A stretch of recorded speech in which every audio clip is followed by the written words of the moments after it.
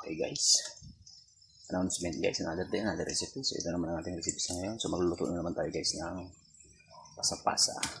Ayan, na tayo ng sibuyas, bawang, luya. Basan natin yung aroma bago natin ilagay yung pinaka main ingredients sa ating pasa-pasa.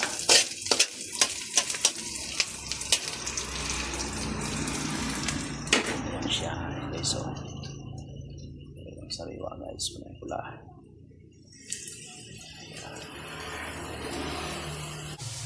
Adobado pala guys yung recipe natin ito. So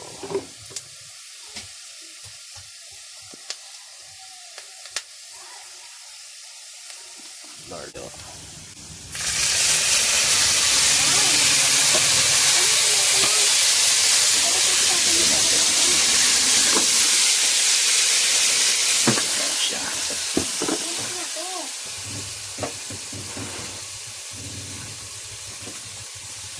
Ay pa dito.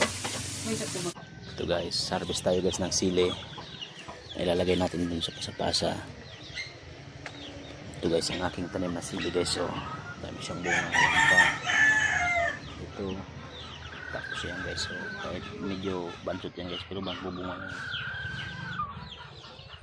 Tapos tayo.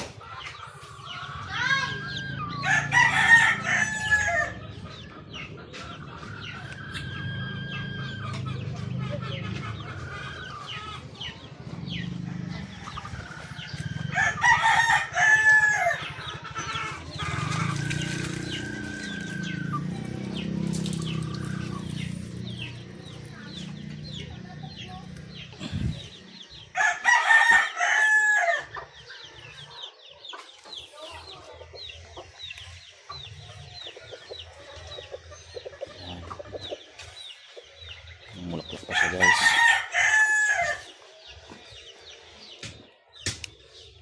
Okay na to. Ayan guys, so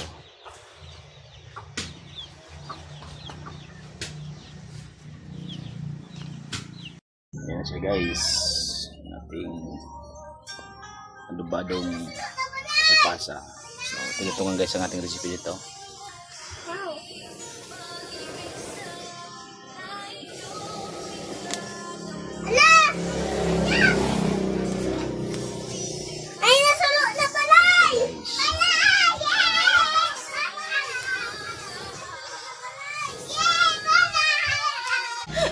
Guys, lalagyan pa natin ng malunggay.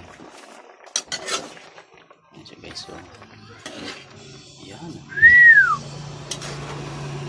sabaw-sabaw lang guys, para sabaw pa lang ulam na. Yan, naglagyan tayo dyan ng siling labuyo, 10 siling labuyo. Hintayin na lang natin matapos yung malunggay marapgos. Guys, nilagyan natin guys yung malunggay. Yan, bakbakan na naman. Taob na naman ito guys ang isang kalderong kanin. Simplang na naman. Gumising na yung siboy. Papa. Siboy tulog. Gumising na.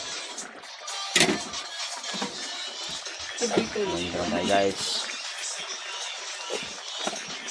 Ayan. So siyempre, pang pinali, lasa. Oh, wow!